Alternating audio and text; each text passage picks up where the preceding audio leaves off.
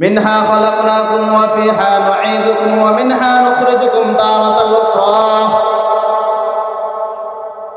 হে মাটির মানুষ, মাটি দিয়ে আমি আল্লাহ বানাইলাম। হে বান্দা, কেন তুমি এত অহংকার যত করো, এত বাহাদুরি করো রে? এই বান্দা, দুনিয়ায় থাকিয়া তুমি মনে করো আমি এমপি হয়ে গেছি, আমি চেয়ারম্যান হয়ে গেছি, আমি পুলিশ, আমার এত বাহাদুরি, আমার ক্ষমতা আছে, আমি মাতবর। আল্লাহ বলেন, এ মাতবর শোনো, আমি আল্লাহ হাশরের ময়দানের দিন বলবো মালিক ইয়াউমিদ্দিন। আমি আল্লাহ সেই দিন বিচারের দিনের মালিক হয়ে যাই। পরে বান্দা, তুমি মনে করতেছো দুনিয়ায় সাধারণ একটা পথ পায়া রে বান্দা, এত বাহাদুরি দেখাইতেছ, এত ক্ষমতা দেখাইতেছ। আজকে সাধারণ আলেমদেরকে দেখলে পুলিশ আটকায়। কেন আটকায়? কারণ কি? এক নম্বর কারণ, তাদের ক্ষমতার কারণে আজকে আমাদেরকে আটকায়, না হলে তাদের কোনো পাওয়ার ছিল না। আজকে পুলিশ বলেন, সেনাবাহিনী বলেন, তারা যদি অস্ত্র ছাড়া আমাদের সামনে আসে, তারা আমাদের সামনে অস্ত্র ছাড়া আসলে তারা টিকতে পারবে না। এই জন্য সর্বপ্রথম বলে, তোমার ক্ষমতা পুলিশ ভাই, তোমাকে ক্ষমতা দেওয়া হয়েছে বলে তুমি হুজুরদেরকে আটকাও। আমার কাছে অনেক কষ্ট লাগলো রে ভাই, একবার না, দুইবার না, 3-4 বার আটকাইছেন। আমি বলছি ভাই প্রোগ্রামে যাই, তারপরে বলে হুজুর হরতাল মাঝে প্রোগ্রামে যাই। তারপরেও পুলিশের এত শেষ করে আপনাদের মাঝে আসছি। আপনার যদি গুরুত্বভাবে যে কথাগুলো না শুনেন, তখন আল্লাহ তাআলা বলেন, মিনহা খালাকনাকুম ওয়া ফিহা নুঈদুকুম ওয়া মিনহা নুখরিজুকুম তারাতাল উখরা। হে মাটির মানুষ, মাটি দিয়ে বানাইয়া আমার তোমাকে মাটির ভিতরে রেখে দেব। মাটির ভিতরে রেখে দিয়ে আল্লাহ তাআলা বলেন, তোমাকে দুনিয়ায় পাঠাইলাম। দুনিয়া পাঠানোর পর বান্দা, তোমাকে আমি প্রশ্ন করবো 3 নম্বর জগৎ থেকে 4 নম্বর জগতের মধ্যে 3টা প্রশ্ন করবো। 3 নম্বর জগতে তোমাকে যখন মায়ের পেটে থেকে বানাইলাম, মায়ের পেটে দিলাম, মায়ের পেটে থেকে সন্তান মাকে ডাক দিয়া বলে না, মাকে সন্তান যখন 3 নম্বর জগতে এসে বলে, 3 নম্বর জগৎ থেকে মাকে মা বলে ডাক দেয়। আমার আল্লাহ বলেন, যখন মাকে মা বলে ডাক দেয়, তখন সন্তানের মা এত খুশি হয়ে যায় মা ডাক শুনিয়া। আমার আল্লাহ বলেন, বান্দা যখন আমাকে আল্লাহ বলিয়া ডাক দেয়, আমার যদি অন্তরটা ঠান্ডা হয়ে যায়। এই জন্যই বুঝতে যে বলছেন সুবহানাল্লাহ বলার জায়গায় সুবহানাল্লাহ বলবেন, আলহামদুলিল্লাহ বলার জায়গায় আলহামদুলিল্লাহ বলবেন, আল্লাহু আকবার বলার জায়গায় আল্লাহু আকবার বলবেন। এই জন্যই বলি মুসলমান বাবারা,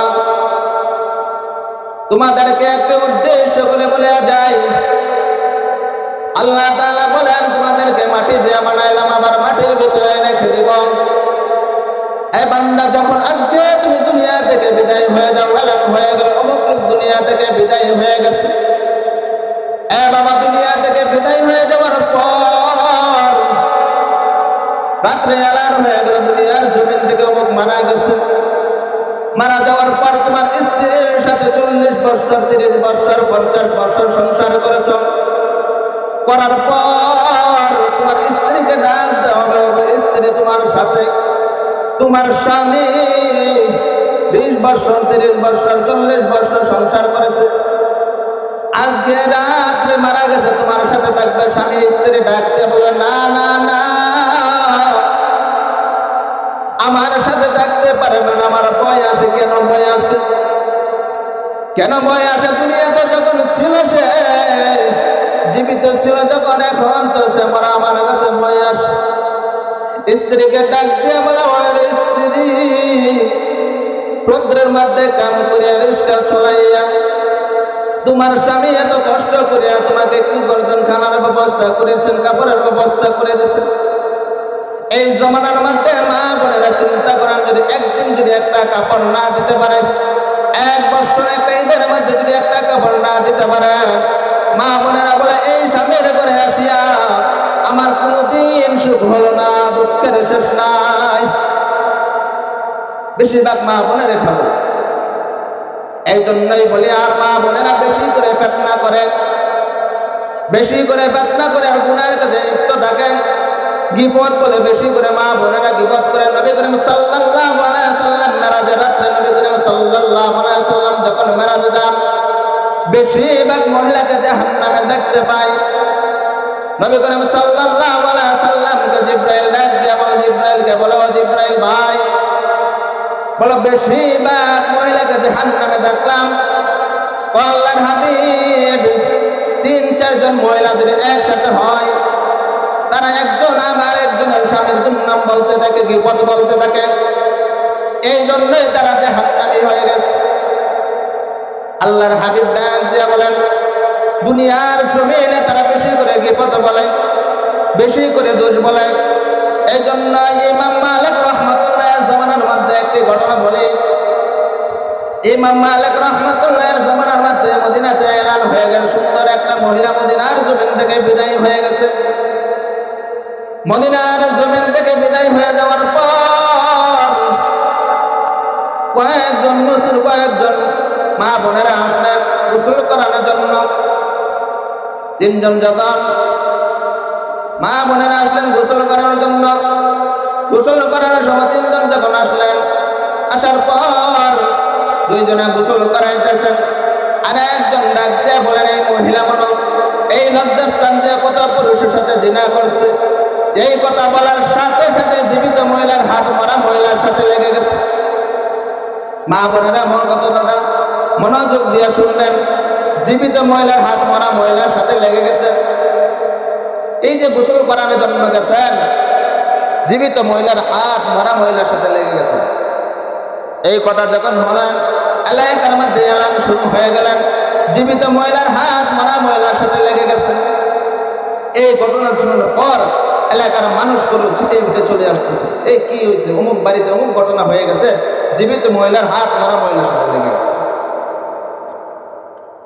যখন এই ঘটনা শুনলেন, মানুষ আসলেন, জিজ্ঞাসা করতেন, মা বলেন তো কি বলেছেন, জীবিত আপনার জীবিত মানুষের হাত মরা মহিলার সাথে লেগে গেছে। জীবিত মানুষের লোকেরা বলতেছেন, মরা মহিলার হাত কেটে দাফন দেওয়া হোক। আর জীবিত মহিলারা বলতেছেন, মরা মানুষের হাত কেটে তাকে দাফন দেওয়া হয়। আর জীবিত লোকেরা বলতেছে, না, আমাদের মহিলার হাত কাটা যাবে না। এমনি ভাবে একটা ঝগড়া ভাব হয়ে যাইতেছে। ইমাম মালিক রাহমাতুল্লাহ আলাইহি মদিনাতে হাদিস পড়ায়। এই সময়ের মধ্যে ইমাম মালিক রাহমাতুল্লাহর কাছে চলে গেছেন, ও ইমাম, আমাদের ইমাম, আমাদের এমন একটা ঘটনা হয়ে গেছে, এই জামানার মধ্যে সর্বপ্রথম আমাদের মা বোনেরা বেশি গীবত করে, দোষ বলে। এই জন্য এই ঘটনা থেকে বুঝবেন। এই সময় আমাদের ইমাম মালিক রাহমাতুল্লাহ আলাইহি চলে গেলেন। ঘটনার পাশে যাই ইমাম মালিক রাহমাতুল্লাহ ডাক দিয়ে বলেন, ও মা, বলে কি ঘটনা হয়েছে? তখন মা ডাক দিয়ে বলেন, ও ইমাম শুনেন, সর্বপ্রথম হলো আমি মনে মনে বলেছিলাম, এই জীবিত মহিলা মানে এই মহান মহিলা মানে কত পুরুষের সাথে জিনা করছেন, এই লজ্জাস্থান দিয়ে কত জিনা করছেন। মা, আপনাকে সাক্ষী আছে 4 জন? না, আমার কোনো সাক্ষী নাই। আপনার সাক্ষী না, আপনি কি দেখছেন এই মহিলা জিনা করছেন? না, আমি দেখি নাই। আপনাকে সাক্ষী আছে? সাক্ষীও নাই। তো আপনাকে এমনি বললেন? আমি তো মনে মনে বলছি। মনে মনে বলার কারণে জীবিত মহিলার হাত মরা মহিলার সাথে লেগে গেছেন। ইমাম মালিক রাহমাতুল্লাহ ডাক দিয়া বলেন, ও মা, আপনার উপর 80টা বেতের আঘাত করা হবে। যখন 80টা বেতের আঘাত করা হবে, তার উপরে বলা হলো তাকে 50টা বেতের আঘাত করা হলো, 40টা বেতের আঘাত করা হলো, তারপরেও ছুটে না। 60টা বেতের আঘাত করো, তারপরেও ছুটে না। যখন 79টা বেতের আঘাত করা হলো, তারপরেও ছুটে না। আল্লাহর কুদরতে যখন 80টা বেতের আঘাত করা হলো, আল্লাহর কুদরতের সাথে সাথে তার হাত ছুটে গেল। এই জন্যই বলি, মা বোনেরা, গীবত করবেন না, না জেনে কোনো গীবত করবেন না।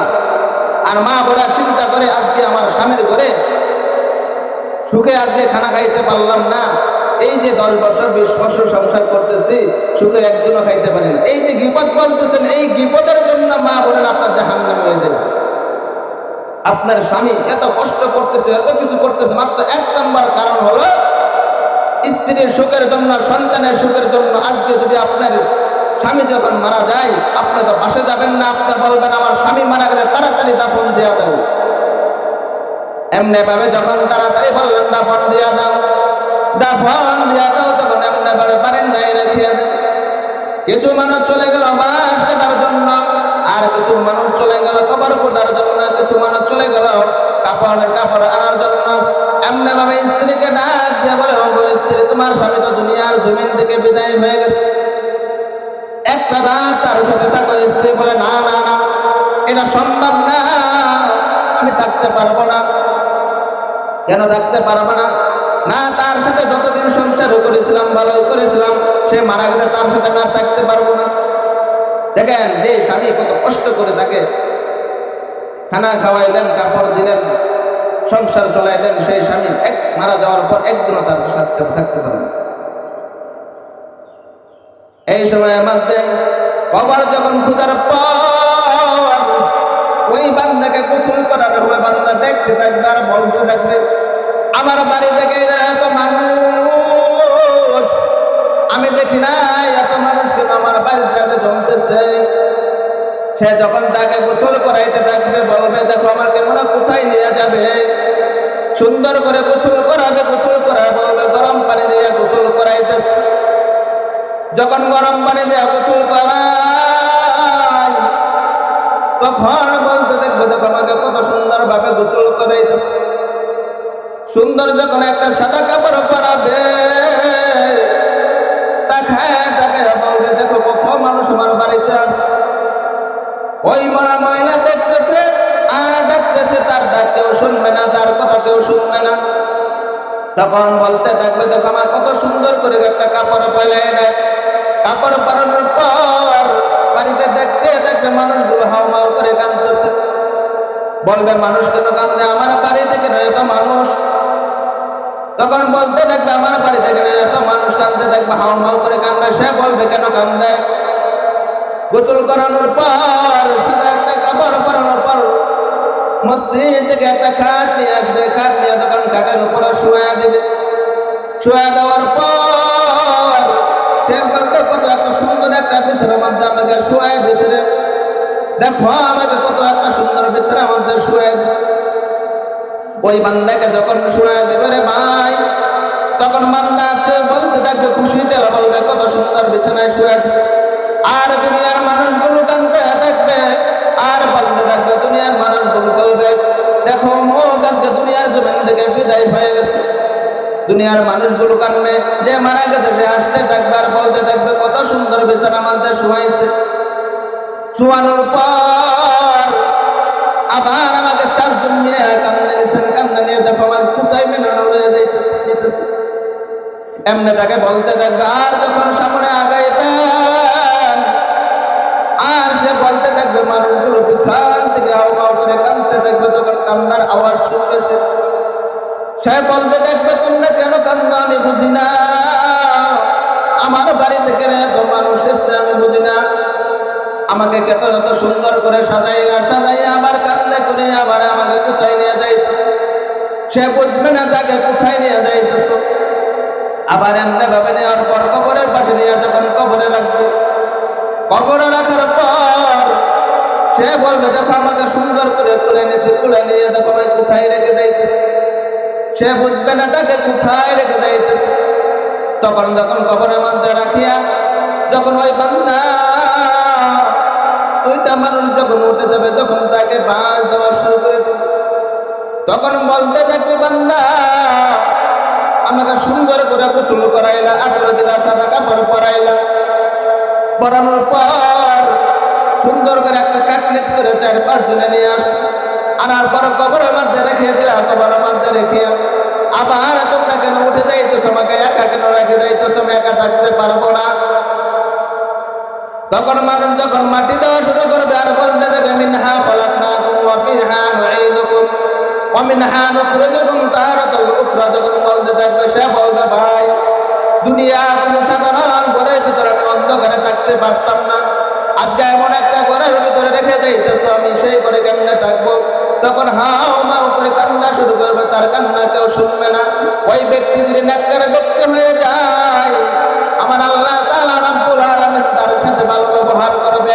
ওই বান্দা যদি নেককার ব্যক্তি না হয়, আমার আল্লাহ তাআলা রাব্বুল আলামিন তার সাথে খারাপ ব্যবহার করবে। এই জন্যই বলি, মা বোনেরা চিন্তা করে দেখেন, আপনি আমি কোন পর্যায়ে আছি, কোন দিকে আছি, আপনি আমার পর্দায় কেমন আছেন। আজকে যুগের মেয়েরা এমন বেশ ধরে বোঝা যায় পুরুষ না মহিলা চিনাও সমস্যা হয়ে যায়। এমন বেশ ধরে বোঝা যায় না, টাইট ফিট পোশাক পরে। তারা চিন্তা করছে যে নারীরা সমান অধিকার চিন্তা করে, নারীরা সমান অধিকার যদি চিন্তা করেন, মা বোনেরা আপনি সমান কেমনে ভাবে হবেন? বাবা আদম আলাইহিস সালামের বাপগুড়ার থেকে আপনাকে বানানো হয়েছে, আপনি কেমনে ভাবে সমান অধিকারের পরিচয় চান? আপনার লজ্জা থাকার দরকার, শরম থাকার দরকার। আপনি যদি পর্দায় থাকতে পারেন, আমার নবী করিম সাল্লাল্লাহু আলাইহি ওয়াসাল্লাম বলে দেন, একটা নারীর জন্য যদি 5টা কাজ করতে পারে সে জান্নাতি। 1 নম্বর কাজ হলো তার লজ্জাস্থান হেফাজত করা, তার স্বামীর যে মালগুলো আছে তার মালগুলো হেফাজত করা। তার মালের 1 নম্বর কারণ হচ্ছে তার স্বামীর যেই মালগুলো আছে মালগুলো হেফাজত করা, তার সন্তানের খেদমত দেওয়া। আজকের মা বোনেরা কি করেন? মার্কেটে যায়, মার্কেটে দেয়া স্বামীর অনুমতি লাগে না, অনুমতি ছাড়া মার্কেটে চলে যায়।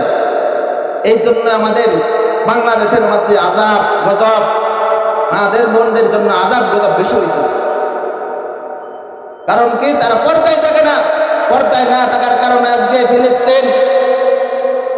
ফিলিস্তিন মুসলমানের আজকে এত দাম, ফিলিস্তিনি মুসলমানের ঈমান এত শক্ত মজবুত, তারা পুলিশের সামনে পুলিশকে বলে, এই আমাকে হত্যা করে মেরে ফেলো, তারপর আমার ফিলিস্তিনের কিছু করতে পারবে না।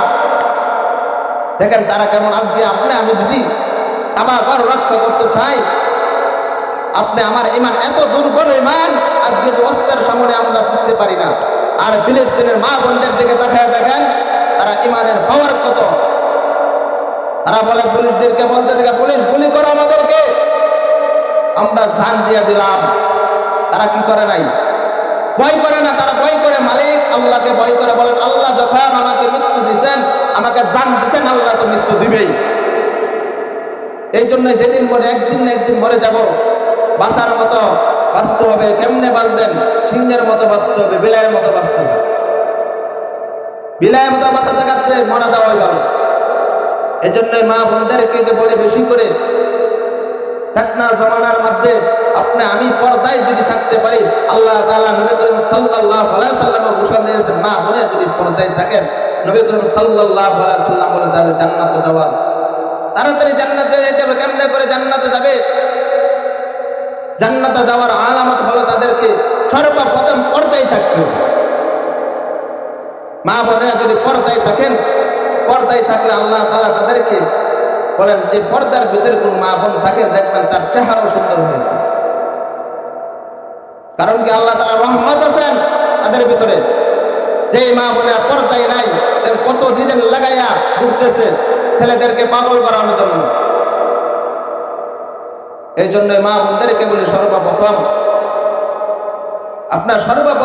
একটা চিন্তা করবেন, আমি যে এত কিছু করে কেন করতেছি? আজকে তো দিন 60 বছর বয়সের মধ্যে, 40 বছর বয়সের মধ্যে কোন দিন যে মালিক আমাকে ডাক দেয় এই কবরের যাত্রী হয়ে যাইতে হবে, কেন এত বাহাদুরি করি? আল্লাহ বলেন, বাহাদুরি করার মালিক তো আমি আল্লাহ। আমি আল্লাহ এত বাহাদুরি করি না, তোমরা কেন এত বাহাদুরি করো? এই জন্য বলি, মা বোনেরা সর্বপ্রথম সবচেয়ে বেশি আলোচনা বেশি না, সর্বপ্রথম আলোচনা হলো আপনাদের বুঝানোর আলোচনা। যে কথাগুলো বুঝবেন, যেরকম ভাবে দুনিয়ার জমিনের মধ্যে মক্কার মধ্যে এমন এক ঘটনা হয়েছিলেন যে কাপড় চুরি করতে, মানুষ কাপড় চুরি করে সংসার চালাইতেন। অভাব ছিল। আজকে এই জামানার মধ্যে অভাব নাই, তারপর আমরা পর্দায় দেখতে পারি না। মানুষের অভাব, একটা কাপড় স্বামী স্ত্রী মিলিয়ে পড়তেন। আজকে আমাদের কাপড়ের অভাব নাই, কাপড়ের পর কাপড়, কাপড়ের পর কাপড়। তারপর আমরা পর্দায় থাকতে পারি না। যে কাপড় চুরি করতেন, সারাদিন কাপড় চুরি করতে তার কাজ ছিল, কাপড় চুরি করতে যেখানে এলান হইতো সেখানে চলে যাইতো। ওই বান্দা সেখানে কোথায় কবর দেয় সেইখান থেকে কাপড় চুরি করে কাপড় নিয়ে বাজারে বিক্রি করতেন আর সংসার চালাইতেন। মদিনার মধ্যে এলান হয়ে গেছে, কাপড় চুরির একটা এলান হয়ে গেছে। এলান হয়ে যাওয়ার পর সুন্দর একটা মহিলা মদিনার জমিন থেকে বিদায় হয়ে গেছে। বিদায় হয়ে যাওয়ার পর কাপড় চুর তার জানাজারে চলে গেলেন। জানাজারে যাইয়া সুন্দর করে চিন্তা করলেন কোথায় তাকে কবর দেওয়া হবে। রাত যখন গভীর হয়ে যায়, কাপড় চুর তার কবরের মধ্যে চলে যায়। কবরের মধ্যে যাইয়া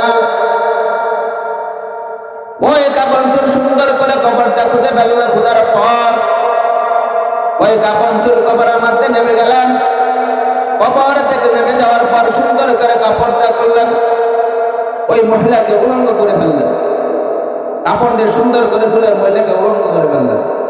যখন মহিলাকে উলঙ্গ করলেন, শয়তান তাকে একটা ধোঁকা দিয়ে দিল।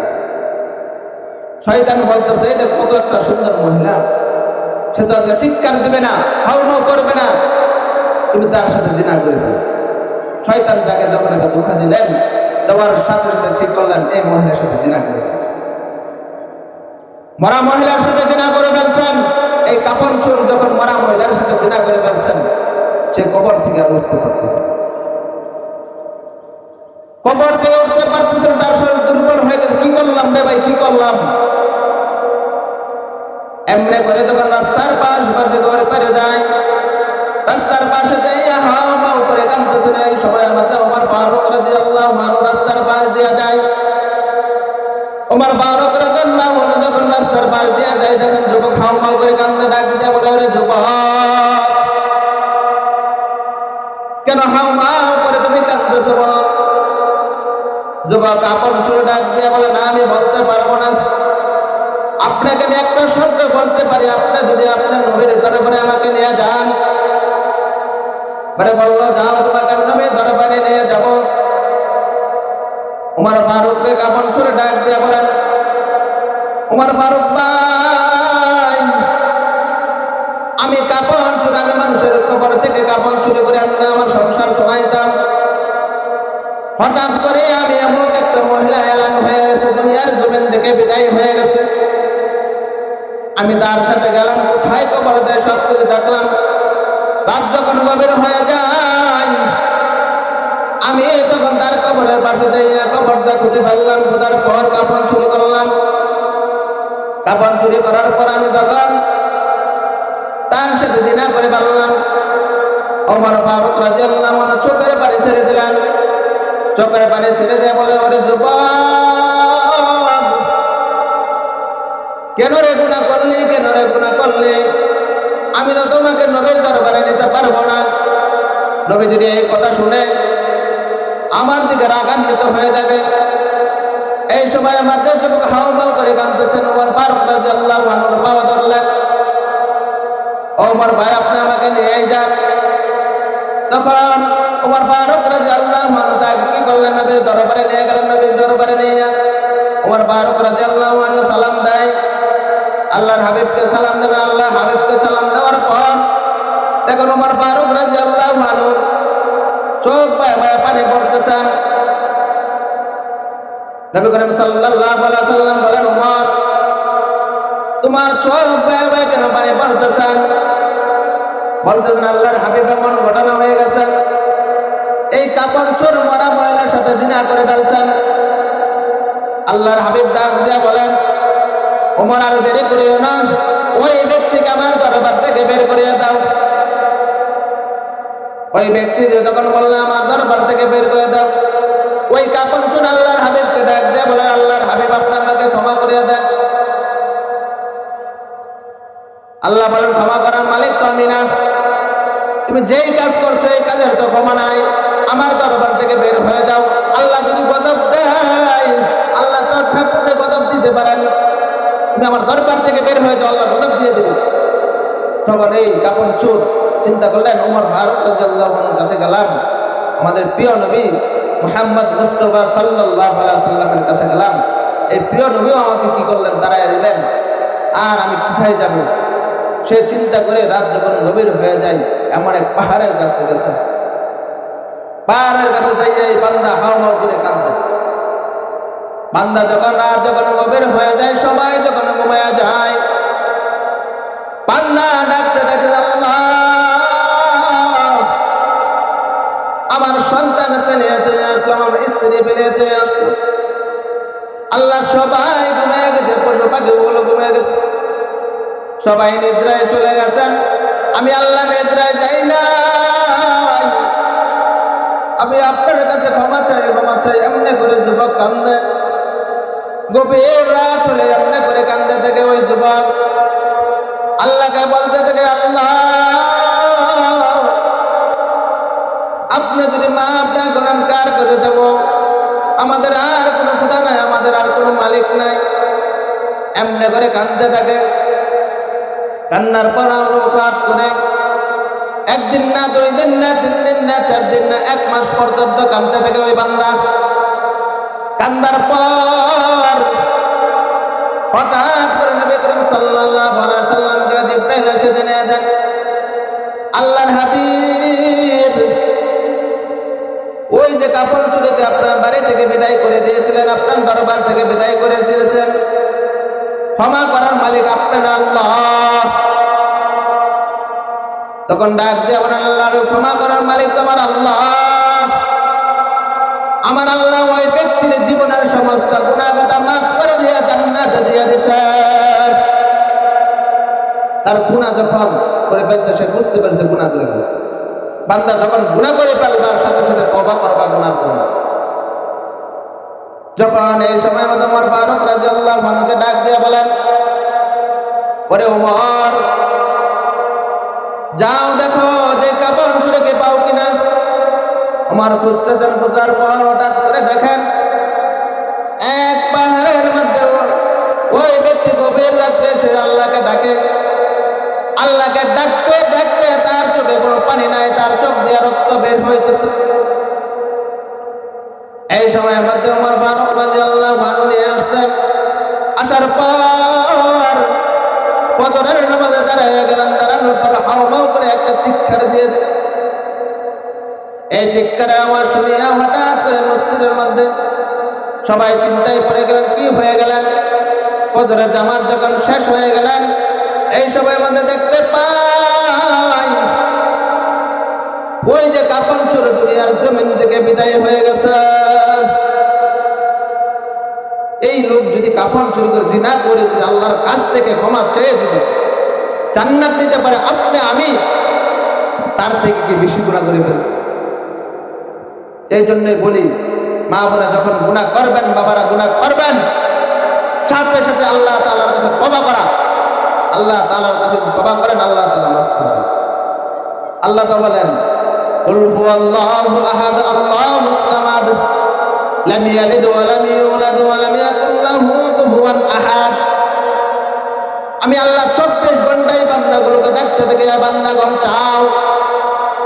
চাওয়ার জন্য তোমাদেরকে দেওয়ার জন্য আমি আল্লাহ ঘুমাই নাই, আমার কোনো স্ত্রী নাই, আমার কোনো সন্তান নাই, আমি কাউকে জন্ম দেই নাই, কারো কাছ থেকে জন্ম লাভ করি নাই। আমি আল্লাহ কারো কাছ থেকে জন্ম লাভ করি নাই, কাউকে জন্ম দেই নাই। আমি আল্লাহ যখন রাত গভীর হয়ে যাই, আমি আল্লাহ প্রথম আসমানে চলে আসি। প্রথম আসমানে আসি আমি আল্লাহ বলতে থাকি, এ বান্দাগণ, কে কি আমার কাছে চাইবা চাও, আমি তোমাদেরকে দেওয়ার জন্য। তখন বান্দাগণ আল্লাহর কাছে যখন চাই, আল্লাহ বলে, যা বান্দা যা, যা চাইলে আমি আল্লাহ তাই দিয়ে দিলাম। এই জন্য চিন্তা ভাবনা করার দরকার। 5 ওয়াক্ত নামাজ আল্লাহ আমার উপর ফরজ করছেন, 5 ওয়াক্ত নামাজ কে কে পড়ে।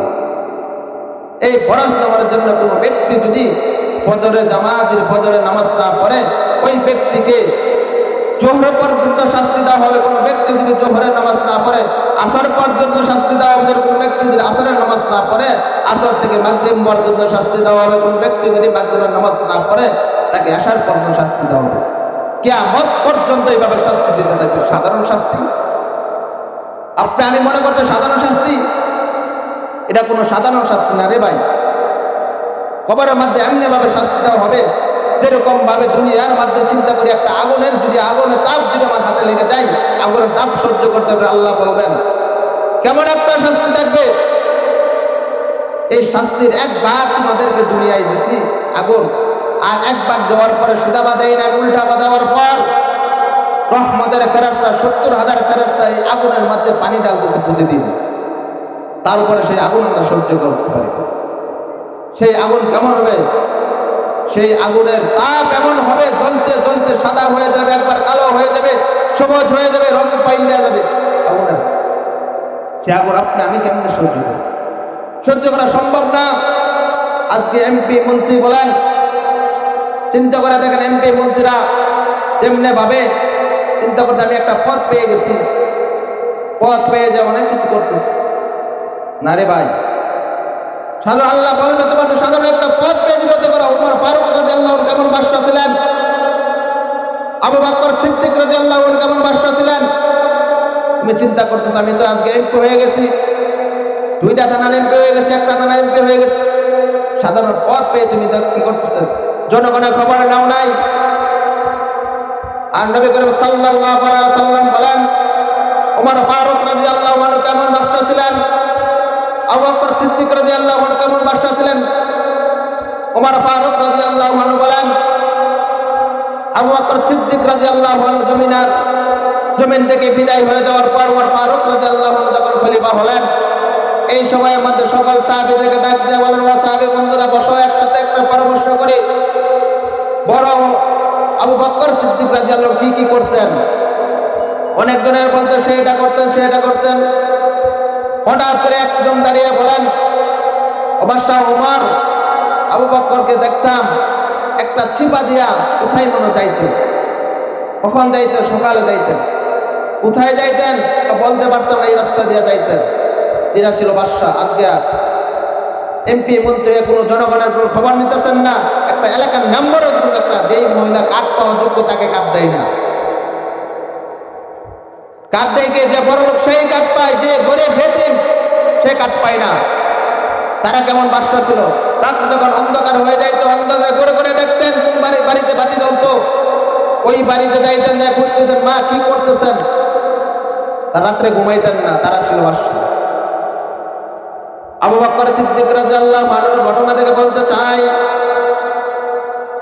আবু বকর সিদ্দিক রাদিয়াল্লাহু আনহু যখন ওমর ফারুক রাদিয়াল্লাহু আনহু বাদশা হয়ে গেলেন, বলতেন আবু বকর সিদ্দিক রাদিয়াল্লাহু আনহু রাস্তা চিপা দিয়ে যাইতেন, কোথায় যাইতেন বলতে পারতেন না। ওমর ফারুক রাদিয়াল্লাহু আনহু সেই রাস্তা দিয়ে যাওয়া শুরু করলেন। যাইতে যাইতে যখন বাম পাশে তাকায় দেখেন ময়লা, ডান পাশে তাকায় দেখে ময়লা, তারপরে চিপা একটা রাস্তা দিয়ে ওমর ফারুক রাদিয়াল্লাহু আনহু যায়। যাইতে যাইতে ওমর ফারুক রাদিয়াল্লাহু আনহু দেখেন, তাকাইয়া দেখেন অনেক ময়লার মধ্যে একটা কুষ্ঠ রোগ বসে আছেন। ওমর ফারুক রাদিয়াল্লাহু আনহু পাওয়ার আওয়াজ শুনে ডাক দিয়ে বলেন, তুমি কেন রে বাবা 3 দিন ধরে আসো না? আমি 3 দিনের খিদার যন্ত্রণা সহ্য করতে পারতেছি না, তুমি কেন 3 দিন ধরে আসতেছ না? তখন বলেন, এই সময়ের মধ্যে ওমর ফারুক রাদিয়াল্লাহু আনহু রুটি দিলেন তাকে খাওয়ানোর জন্য। তখন ডাক দিয়ে বলে, তুমি তো সেই লোক না যে লোক আমাকে প্রতিদিন রুটি খাওয়াইতো, সেই তো লোক তুমি না। বললেন, আপনি একটা অন্ধ মানুষ, আপনি কেমন বুঝলেন? আমাকে যখন আবু বকর রুটি খাওয়াইতেন সারা শরীর আমার ফুটে গেছে। ওমর আবু বকর তখন তার মুখের ভিতরে রুটি দিয়ে আমার মুখে দিতেন। সে ছিল বাদশা। কুষ্ঠ রোগীরকে সারা শরীর ফুটে গেছে, ফুটে যাওয়ার পর আবু বকর সিদ্দিক রাদিয়াল্লাহু আনহু মুখের ভিতরে রুটি নিয়ে তাকে মুখে মুখে খাওয়াইতেন। এই সময়ের মধ্যে ওমর ফারুক রাদিয়াল্লাহু আনহু দুইটা চোখের পানি ফেলে আল্লাহকে ডাক দিয়ে বলেন, আল্লাহ, আমি আবু বকরের সাথে পারলাম না। তখন ডাক দিয়ে বলে, আবু বকর কোথায়? আবু বকর 2 দিন হয়ে গেল দুনিয়ার জমিন থেকে বিদায় হয়ে গেছেন। আমি হলাম এই জামানার মধ্যে বাদশা ওমর, আমি তো একজন ইহুদি। এই যে কুষ্ঠ রোগী সেটি একজন হলো ইহুদি। এই ইহুদি ব্যক্তিকে আবু বকর সিদ্দিক রাদিয়াল্লাহু আনহু খাওয়াইতেন। খাওয়ানোর পর ওমর ফারুক রাদিয়াল্লাহু আনহু তখন তার যে রুটি দেয়া তাকে সুন্দর করে খাওয়াইতেন। কুষ্ঠ একটা রোগী তখন বলতেছেন, এই কুষ্ঠ রোগী ডাক দিয়ে বলতেছেন, আমি তো নিয়ত করেছিলাম যদি এই জামানার মধ্যে আবু বকরকে আমি পাইতাম, আমি তার কাছে মুসলমান হয়ে যেতাম। আমি মুসলমান হয়ে যাইতাম, আমি তো আর পাই নাই। আমি আপনার কাজ দেরি করবো না, উমর আপনি আমাকে মুসলমান বানায়া দেন। তখন মুসলমান হয়ে গেল। কি করেন? মুসলমান হয়ে গেলেন। এই জন্য বলি মা বোনেরা, চিন্তা করে দেখেন, দুনিয়ার জমিনে থাকার জায়গায় একদিন না একদিন চলে যাবেন। চলে যাওয়ার কারণ আপনি আমি কি করতেছি, দুনিয়ার জমিনে কি করতেছি, কয়দিনের হায়াতের জিন্দেগির মধ্যে আপনি আমি কি করতেছি, জিন্দেগি কয়দিন চলাইব। এই জিন্দেগির মধ্যে সর্বপ্রথম চিন্তা করা দরকার, আমি যে আমার স্বামীর হক আদায় করতে হবে, আমার সন্তানের হক আদায় করতে হবে। এই হকগুলো যদি আদায় করতে পারি, আল্লাহ তাআলা বলেন তোমাদের জন্য জান্নাত, মারা যাওয়ার পরে তোমাদের জন্য জান্নাত, তোমাদের মারা যাওয়ার পরে জান্নাত রেডি হয়ে যাবে। এই জন্য বলি, আলোচনা বেশি লম্বা করবো না, মাদ্রাসার মুহতামিম সাহেব আলোচনা করবে, কিছুক্ষণের ভিতরে চলে আসতেছে। এই জন্য বলি মা বোনেরা, সর্বপ্রথম কাজ হলো কি, স্বামীর মাল হেফাজত করবেন। আর পর্দায় থাকবেন। যদি পর্দায় থাকতে পারেন মা বোনেরা, মনে করবেন হুজুর তো আজকে আমাদের আলোচনায় করলেন, আমাদেরকে বেশি বলে গেলেন। মা বোনেরা মনে কষ্ট